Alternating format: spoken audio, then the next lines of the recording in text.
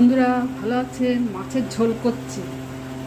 4 piece কাতলা আছে, ছোট সাইজের একটা কাতলাকে 4 পিস করা হয়েছে। আর এইখানে দুটো বাটা আছে, একসঙ্গে দুটো মিলিয়ে এই কিছুটা কাতলাটা ভাজা হয়ে গেছে, বাটাটা ভাজা।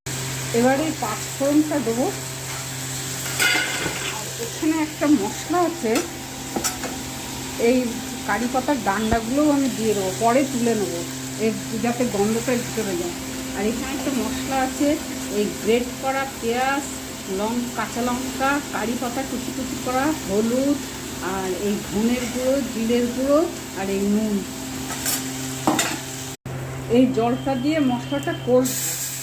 আর বেশি তেল দেবো না, নামানোর সময় একটু তেল দেবো, কাঁচা তেল। এই জলটা দিয়ে করবো। এই জলটা সাদা সাদা কেন? এটা হচ্ছে ওই চাউমিন সেদ্ধ করেছিলাম সেই জল।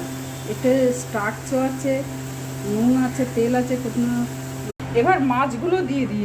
একটু চিনি আর এই গরম মশলা দিলাম, কাঁচা সর্ষের তেল দিলাম।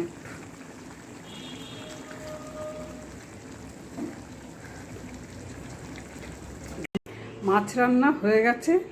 আজকে একটু অন্যরকমভাবে করলাম, ম্যাগি মশলা, কারি পাতা এসব দিয়েই।